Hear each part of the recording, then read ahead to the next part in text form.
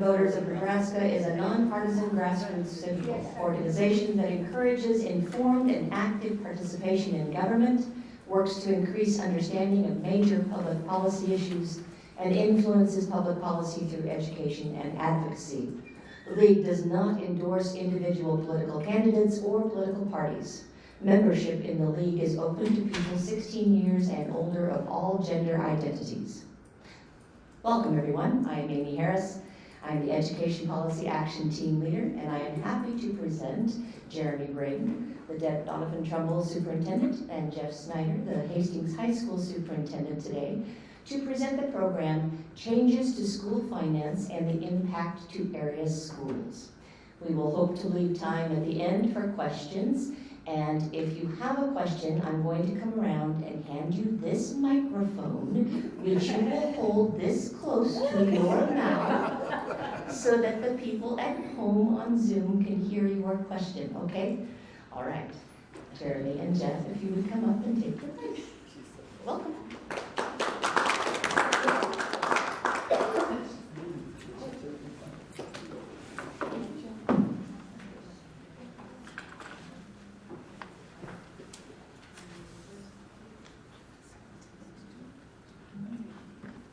Thanks for having us.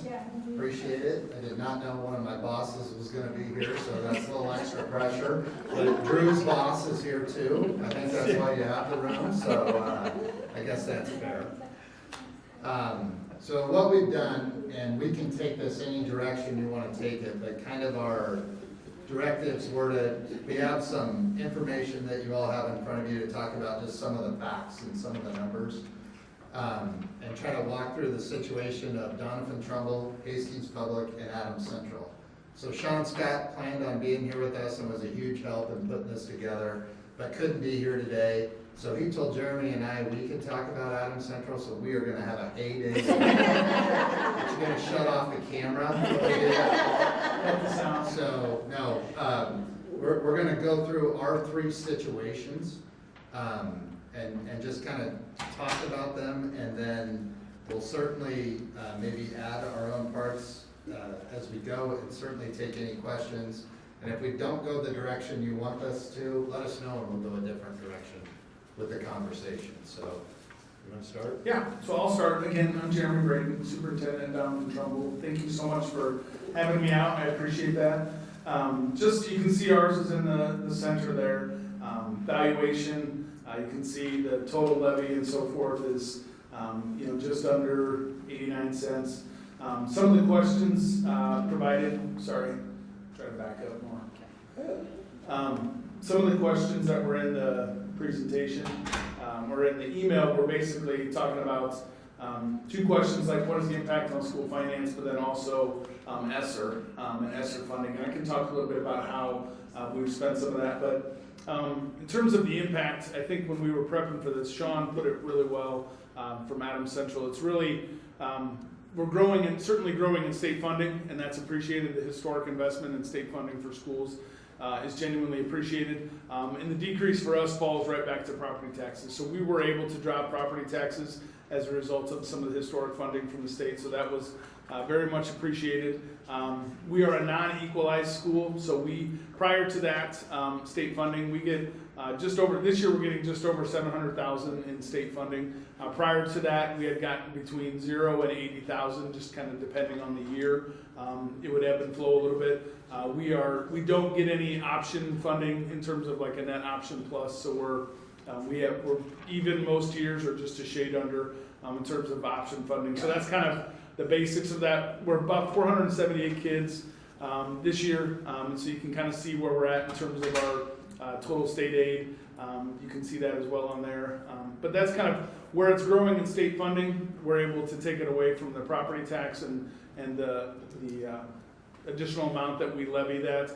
So we were able to drop that. Obviously, as valuations go up, we try to keep one of the things that we approach the budget setting with is really to have a consistent tax asking for our stakeholders. I think people are, by and large, if they know what it's going to be generally, that's helpful versus the up and down, volatile nature at times can be troublesome. So that's something we always, as a board and as a superintendent, try to do. In terms of ESSER funding, we really focused on addressing learning loss. One of the requirements of ESSER funding was to have at least 20% in quote-unquote learning loss, and really that's just supporting kids that either struggle directly because of the pandemic or just struggle in general. And so we invested that. We hired a half-time interventionist, so she specifically focuses on reading and providing support to kids that have struggled, whether it was a result of the pandemic or not.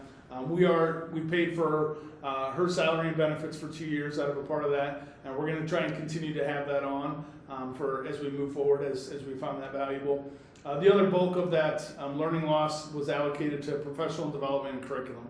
We were able to update a lot of our curriculum resources for staff as a result of that.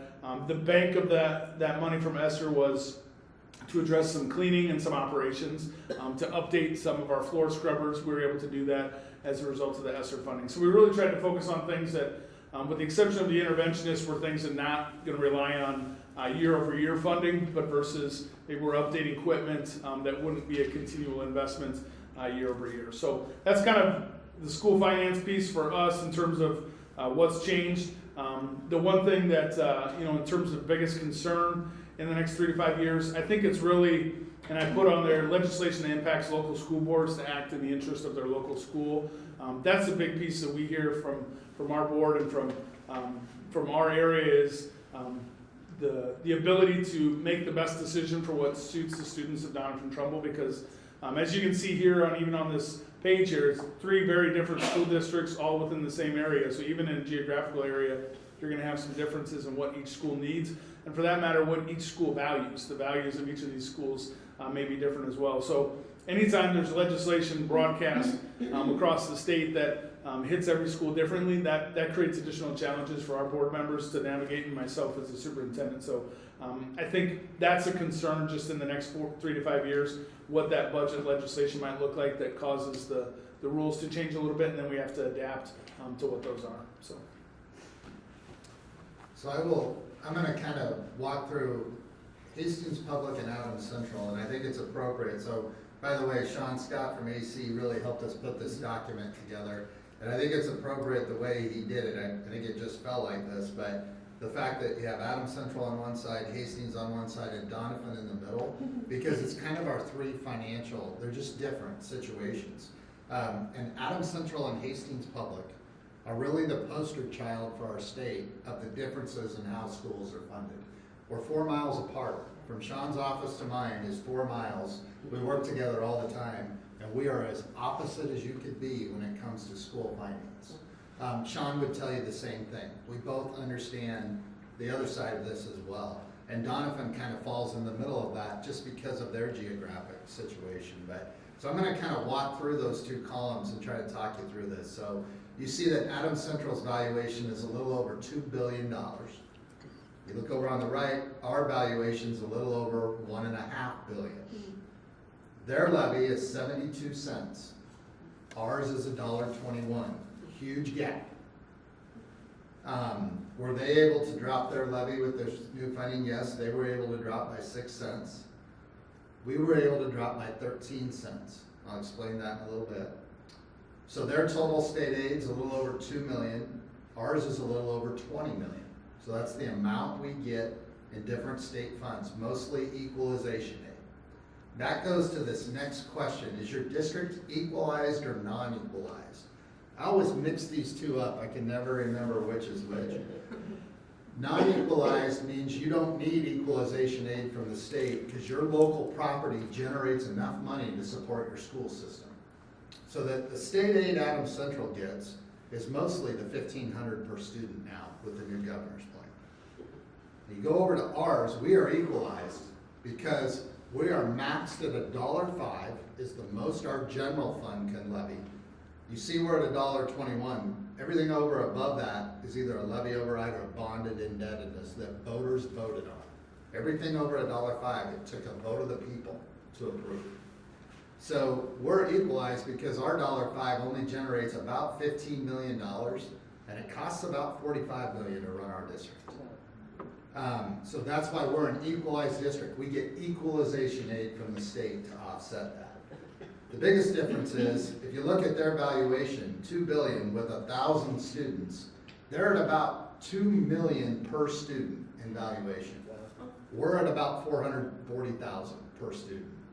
We're one of the poorest districts in the state when you measure it by land value.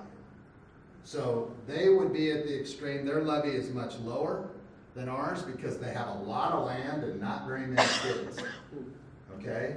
We have a very high levy because we have very little land and 3,600 kids to educate. So it's just very different. So when you think of the Omaha Public Schools to, Gering, Nebraska, or probably a better example, a small town in western Nebraska, right? I mean, those are as different as night and day how you fund those things. They're just completely different situations. In fairness to the state, I can't believe I just said that term.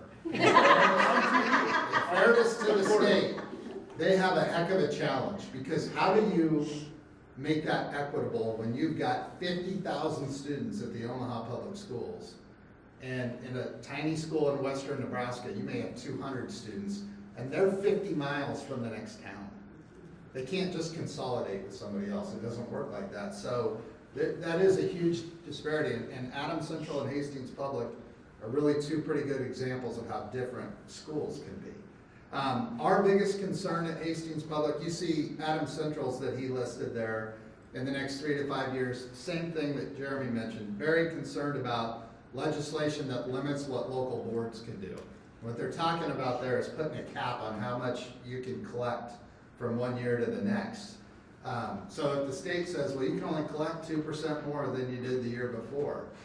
Well, okay, what if your costs go up 5 because gas goes from this price to this price, the utilities go up, and we all know what's going to happen with people.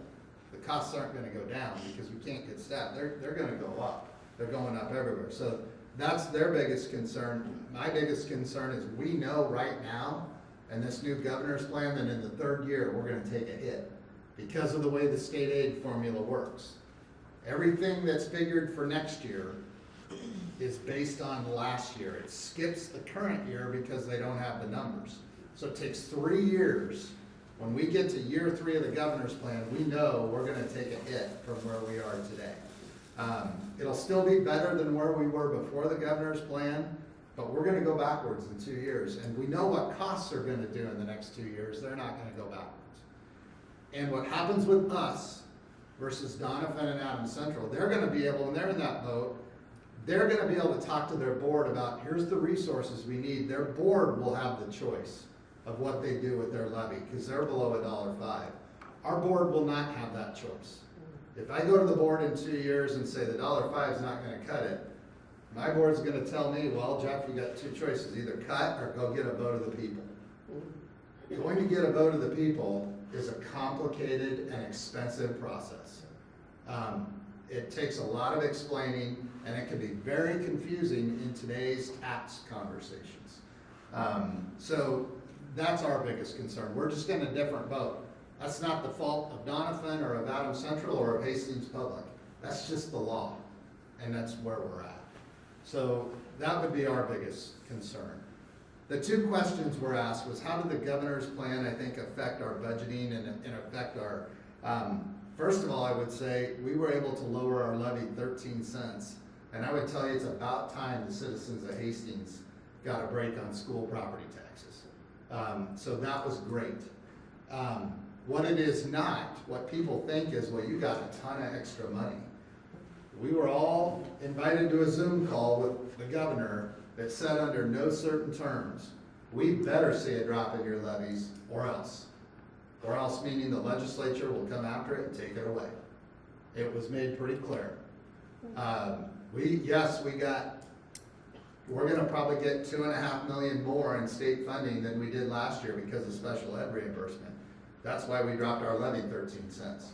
That's about $2.2 million that we dropped it. So it's just a shift for us where the money comes from.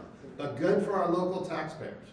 And that's great. And I think that was about time that happened.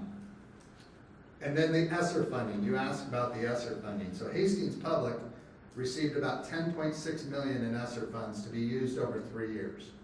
A lot of how the ESSER funds were distributed were determined by the federal government, not state government, and a lot of it was based on your poverty level. We're a higher level poverty district. We're 64% free and reduced, so we had 10.6 million. We used about 60% of that to work on learning loss. Basically two things. We hired more teachers so we could have smaller class sizes, because we knew coming back from the shutdown, our kids that came from disadvantages, they were hit the most with that. They weren't necessarily in houses that were conducive to doing at-home learning. So that was a bulk of it, and then we have worked with we purchased some reading curriculum and reading experts, to be honest with you, to focus unbelievably hard on K2 reading. Again, coming out of that shutdown, we knew the best thing we could do for our most disadvantaged kids, get them literate. And so that has been, so 60% of our ESSER funds went to that. We spent about $2 million of it on HVAC projects. We're actually finishing our last one up this next summer at the high school to improve air quality. And then we spent some on the operating part that first year, cleaning supplies, masks, all that, I don't even want to talk about that. I can't believe I said that out loud either. Really glad that's in the rearview mirror. Let's keep it that way. And so that's how we spent the money. Mostly 60% of it was on learning loss. Then we had operations, HVAC, some technology we purchased. So we have a machine for every kid now in case we get that learning loss again. That has been a great thing. And a tremendous equity thing in terms of our free and reduced lunch students to have a computer that they can utilize is something they didn't all have. So that's how we use those funds. And I think Shawn told us they spent a third of their ESSER funds, a third was on technology, a third was on learning loss, and a third was on, I believe, the operation of the cleaning, the getting the equipment. I think he said they were a third. So ours was different. We were 60% more of it. We also had more funds to utilize. So we've probably confused you by now with all of this. So what questions do you have? How could we?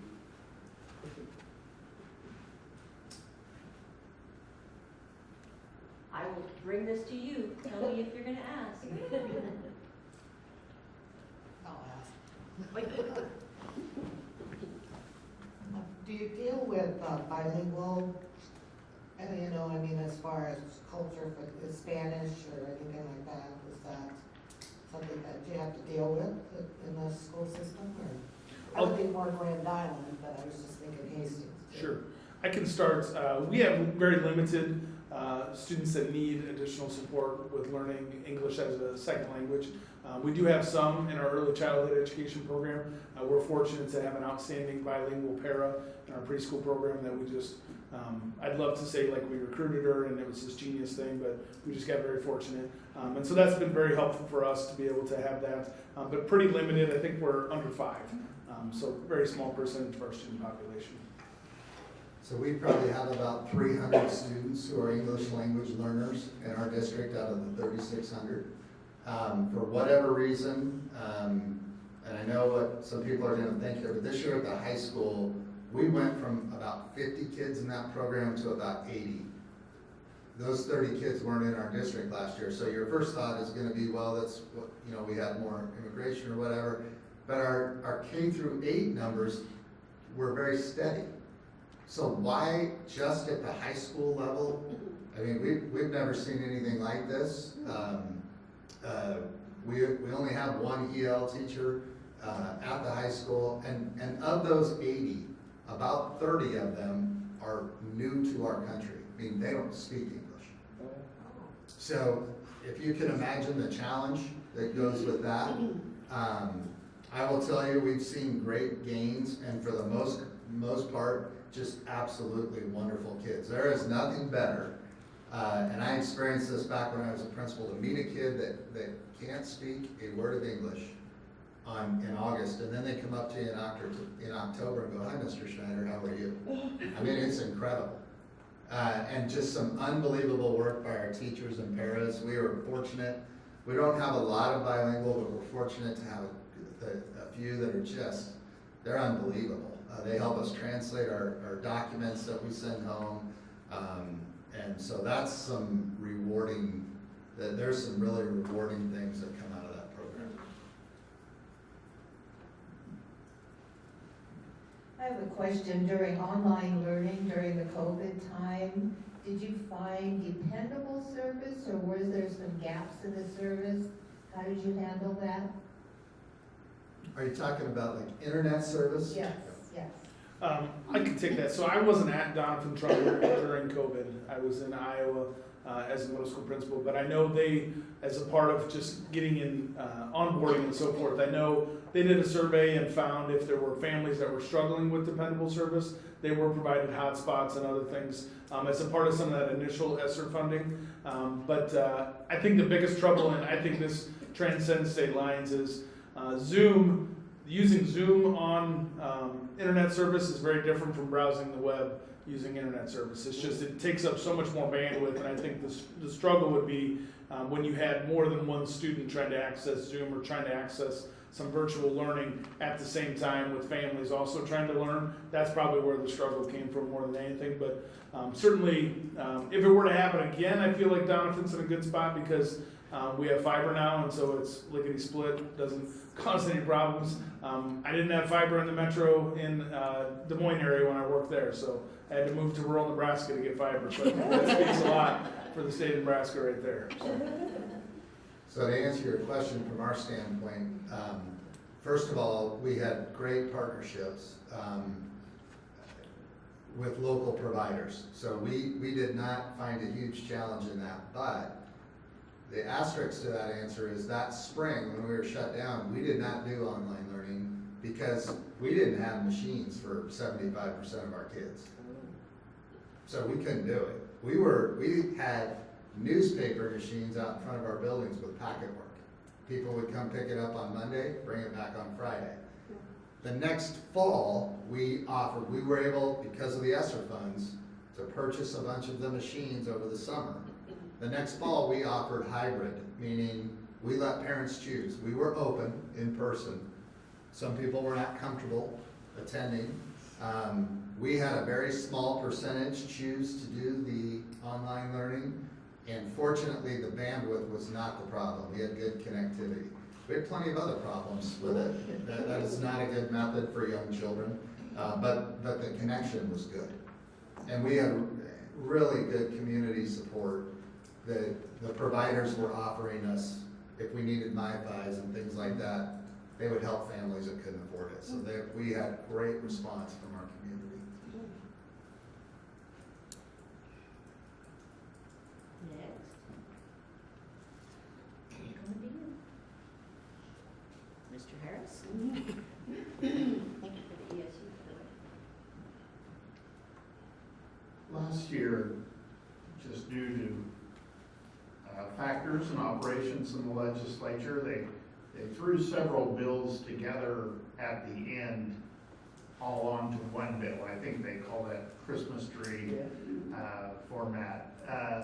I'd like your impression from the school perspective, how that worked in terms of success or difficulties for schools. I can take that first. Well, speaking of things you might not ever say, thank goodness for attorneys, because attorneys help us navigate that, quite frankly. They're, the two major school attorneys in the state are very helpful about that. But it was challenging because for a lot of reasons. I mean, some of it is just when the legislation took effect. Some of it was emergency clause, so it took effect immediately. Some of it was within so many days. Some of it is a year from now. Some of it is 2 years from now. So just staging some of those things and making you sure that you're in compliance is a challenge in and of itself. Updating your policy in a timely fashion is a challenge to doing some of that.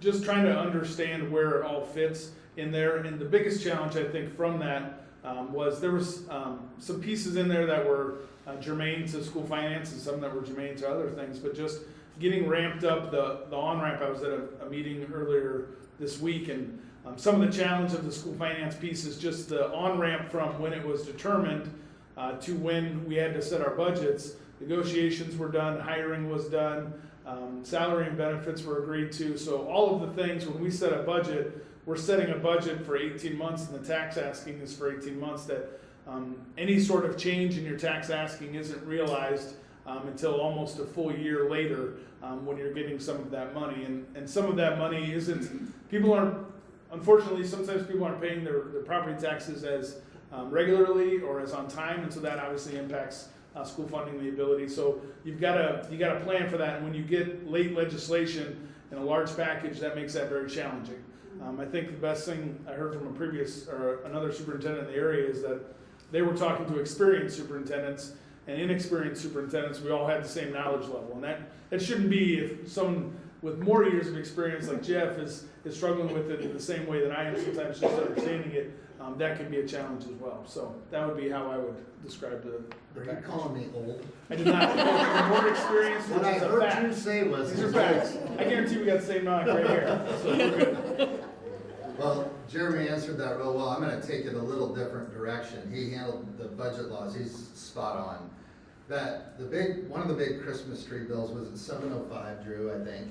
There's, I don't know how many different bills combined into one. I think it was in the 20s, I think,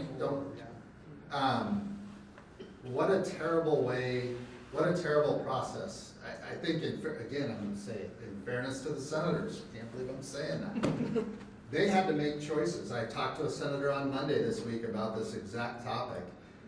And he told me, he said, I knew there were some things in there that were not good, but he said, I also had 3 or 4 things that I thought were extremely important. They had to make a choice. Do I support this or don't I? And that's just instead of truly debating the bills about whether they make sense, I'm gonna give you, one of them is probably something most people don't pay attention to. There was a bill that went through that said you cannot suspend a kindergartner, a first grader, or a second grader. I'm gonna tell you, at Hastings Public, we have about 750 kindergarten through second grade students. There might have been 3 or 4, maybe 5 of those last year that were suspended. So do the math on that. A 10, I don't know, 1.1, 0.2, 0.3 of 1%. Very rarely do we suspend a kindergartner through a second grader. But if we do, there's a reason. And if you had another kindergartner or second grader sit next to that student in class and we didn't suspend them for what happened, you'd be in the office asking why. They've taken that away. Why? Why? I get the theory, I understand, I think the intention is good, saying, I think it's probably more of a metro area thing, but you shouldn't just send a kid home that lives in a tough circumstance. That's not why we suspend a kindergartner, or first grader, or second grader. It's usually to set up a safety plan, to get the parent in, to have a meeting, to give us time to make a plan.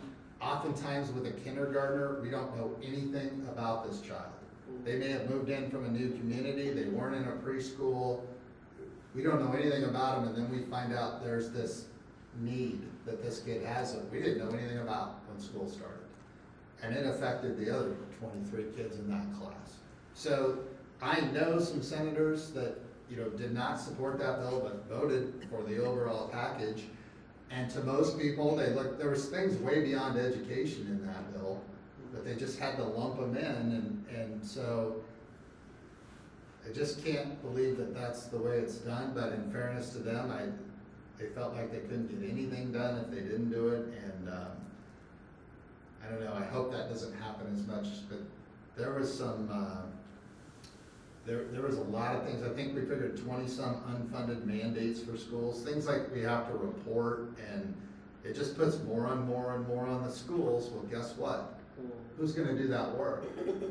And what's our biggest expense in schools? Now our turn to ask you questions. What's our biggest expense? Staff. Payroll. If you're gonna put more and more requirements on it, it's gonna take more and more people, more and more time. It costs. So it's an interesting perspective when they tell us you need to be more efficient, you need to spend less, but here, do these other 28 things.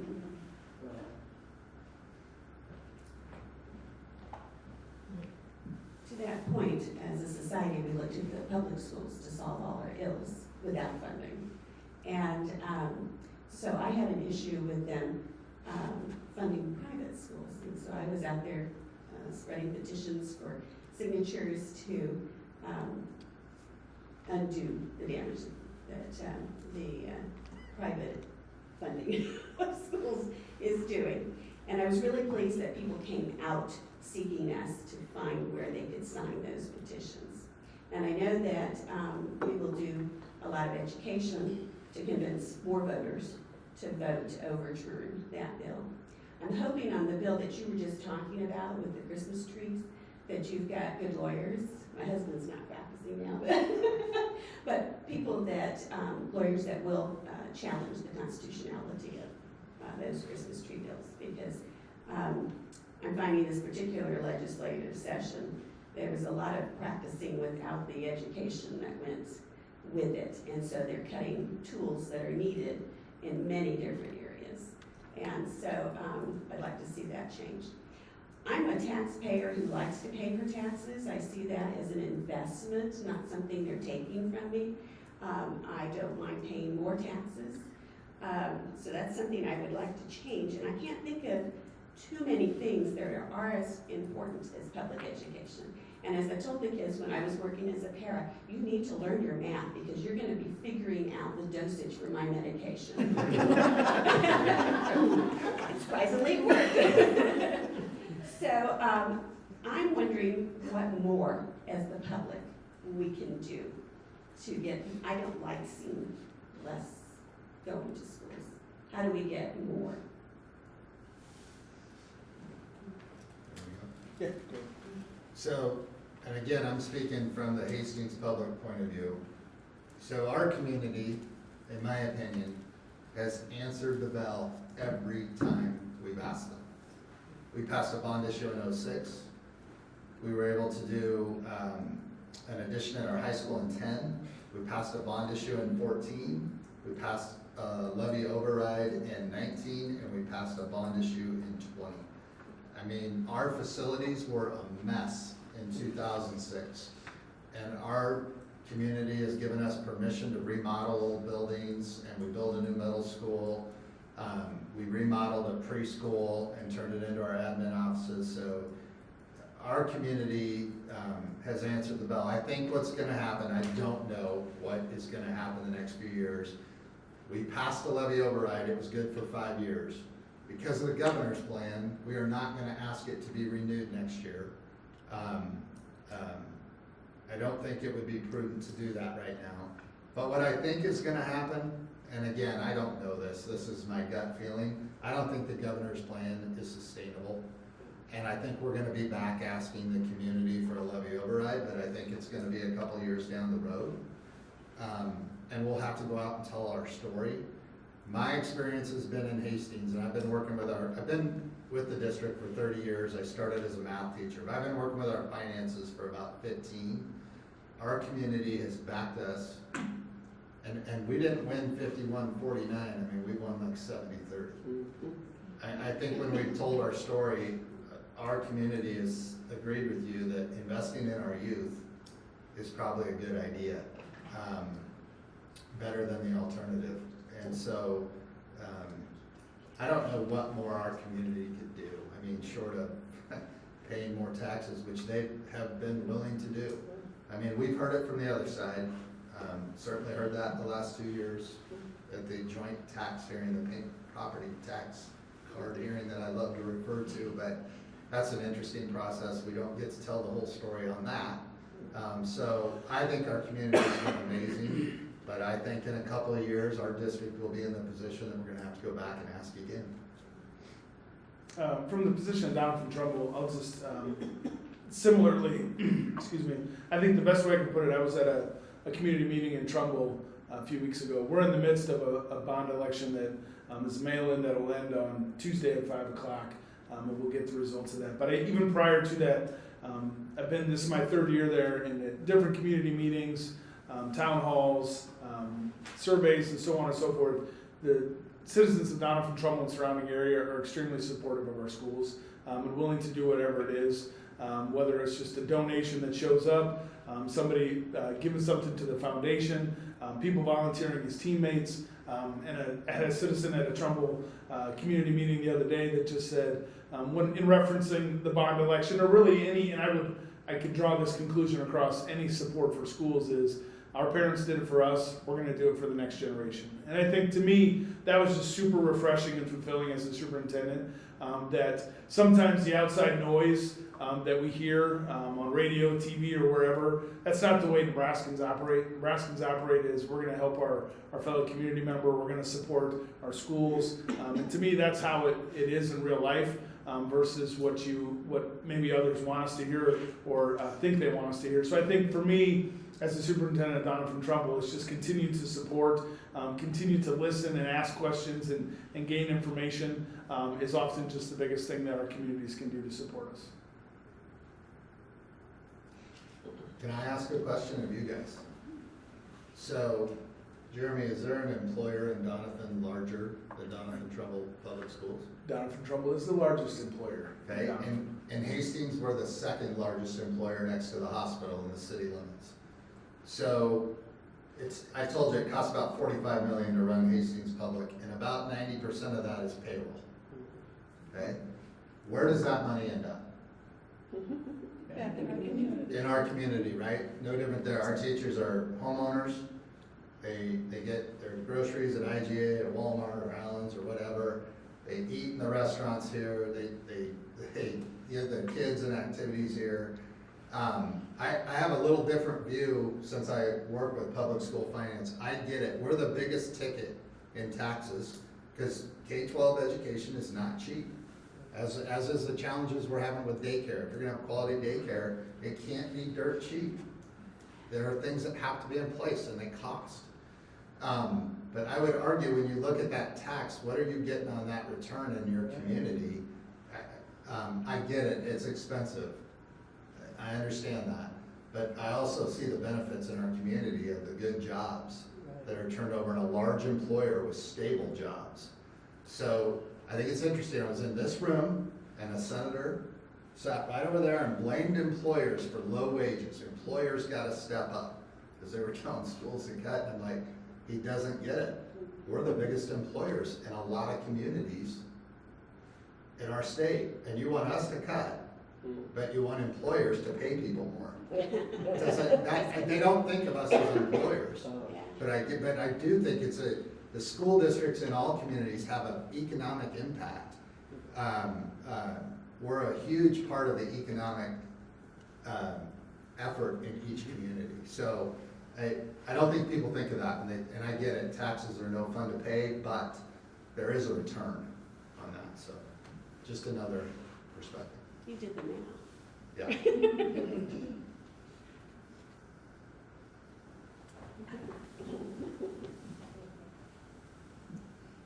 You mentioned, and we also know the need for daycare in our community. What percentage of the students coming into kindergarten in your schools have had some type of preschool before they come into kindergarten? I'll tackle that. So I'll answer your question after I give some background. So I'm a father of 4 daughters, 9, 6, 6, and 2. When we lived in Iowa, we were paying $1,800 a month in childcare, which is basically, that would be at least starting teacher salary, maybe even a little bit more than that. But it was quality daycare, and that was in home, that wasn't a center. So when you think of the need for daycare and early childhood instruction and support for kids, I'm thankful for the daycares that were there, but at Doniphan-Trumbull, we're fortunate. We do provide, and this, you talk about what more can a community do, our community is extremely supportive. We do have, when I started there, we had one section of 4-year-old preschool and one section of 3-year-old preschool. Our Board of Education, our community is very supportive of early childhood education, and we've since added a second section of 4-year-old preschool and a second section of 3-year-old preschool. So we do a half a day for 3-year-olds and a full day for our 4-year-olds. And there is nothing better when you're having a tough day, go. Now, I wouldn't hang out there long because it makes you work, but you go hang out with the 3 and 4-year-olds, it makes your day. They're honest, they ask you questions that might make you feel uncomfortable sometimes, but they're great to be around. So we do have a large percentage. I think right now in our kindergarten class now has 40 kids in it. And so of that 40, I would say at least 30 of those kids were in preschool. And some of those kids would have been maybe possibly move-ins or preschool somewhere else, but I would say about 75% of our kids coming in have had preschool. And you can tell the difference between the ones that have preschool and ones that don't have preschool.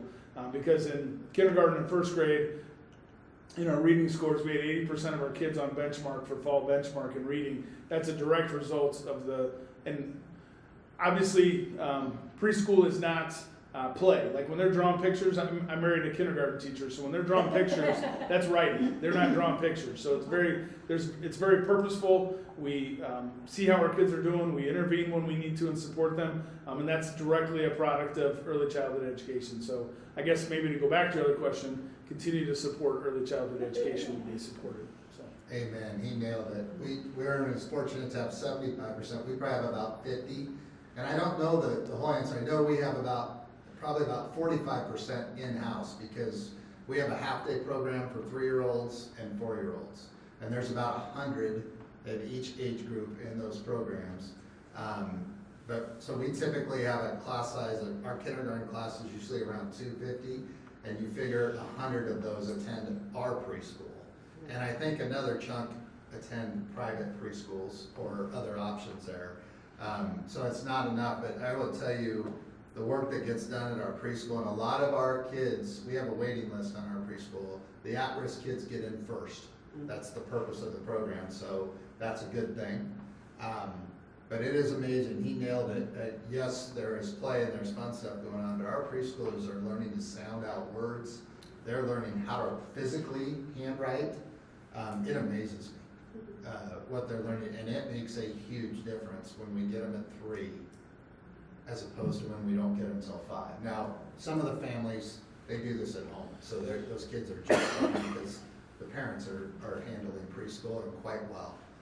But that's not true in all houses, obviously.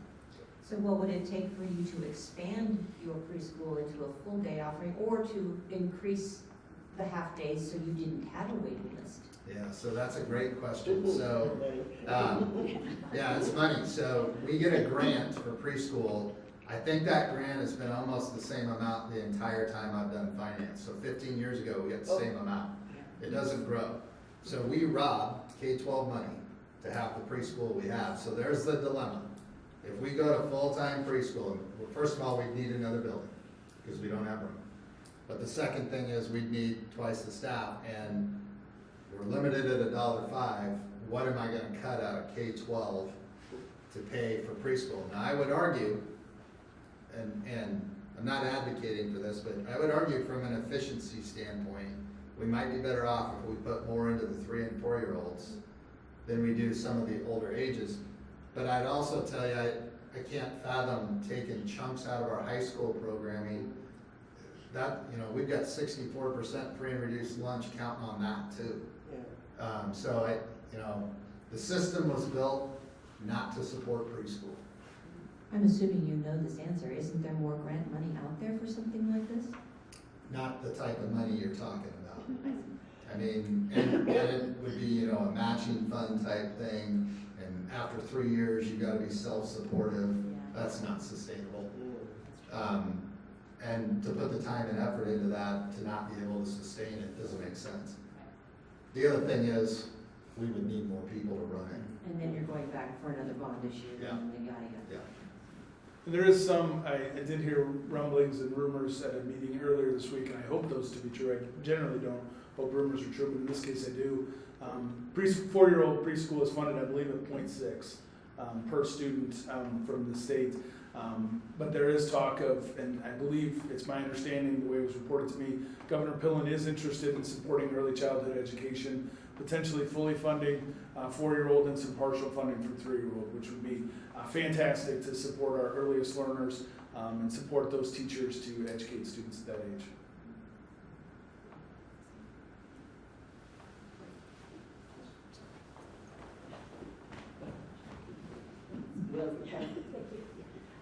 several times you've mentioned the governor's plan.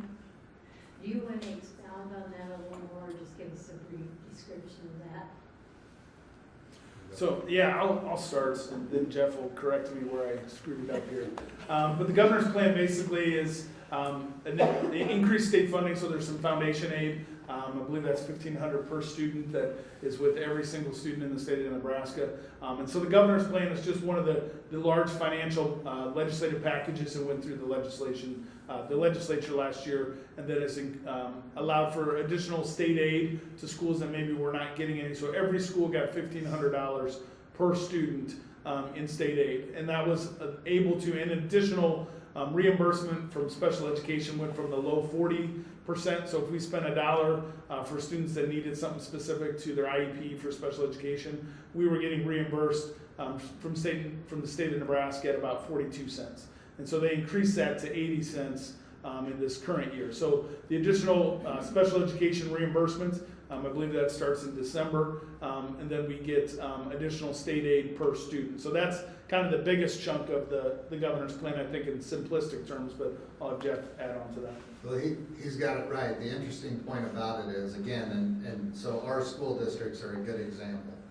So Adams Central, for example, the $1,500 per student, they weren't getting equalization aid before because they had a lot of local resources. So the $1,500 per student that they got is new money. That's how they lowered their levy, okay? Hastings Public doesn't get the $1,500 per student because we already got state money. So the $1,500 per student was subtracted off of our state money, but we did get the special ed part we talked about. So it's just is what it is. I mean, I get why the state did what they did. The idea was, what had happened historically was more and more schools, because ag land values spiked, in the last 20 years. So a school like Adams Central, that maybe at one time was getting some state aid, wasn't getting it anymore.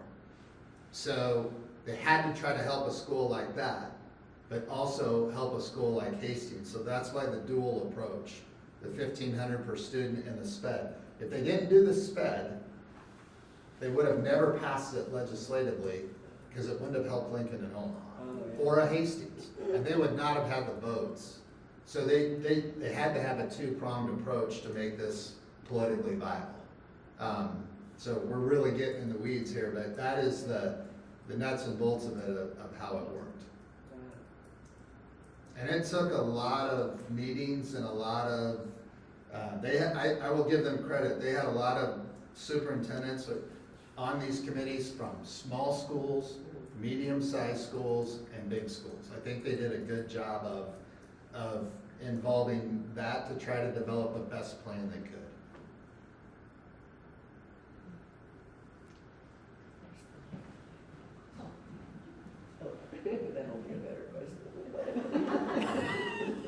Not better. I just want to reiterate, you mentioned earlier, they threw a lot more money at public education in that realm, but you mentioned the governor's expectation was use that to reduce your local property tax. So it's not like it was new money to you.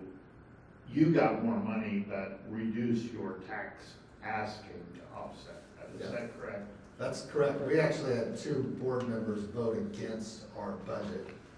Normally, if you're a superintendent, you're recommending a budget to your board, they're voting against it, you get your resume sharpened up and go look for another community. That's usually how that goes. I hope I didn't misread it. I did not take that from our board.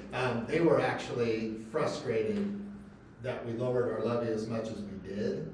I think they would have rather us not lowered it so much.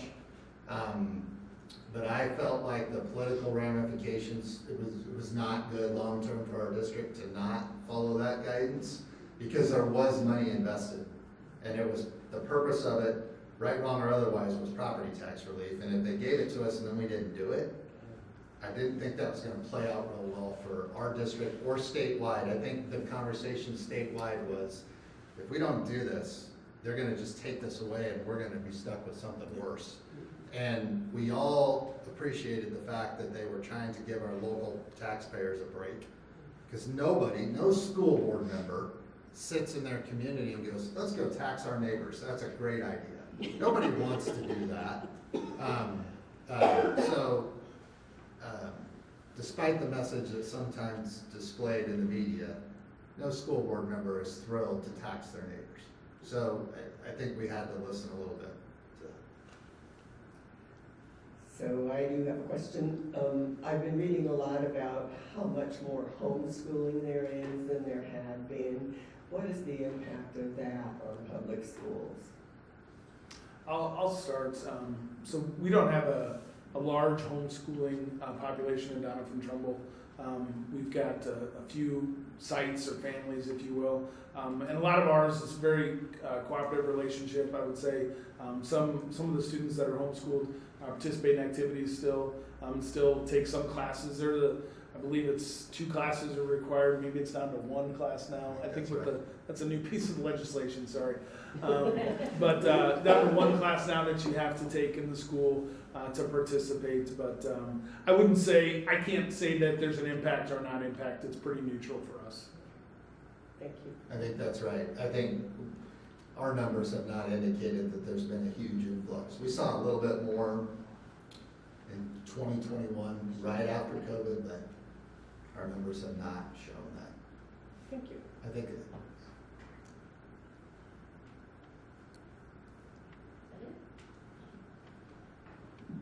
Okay.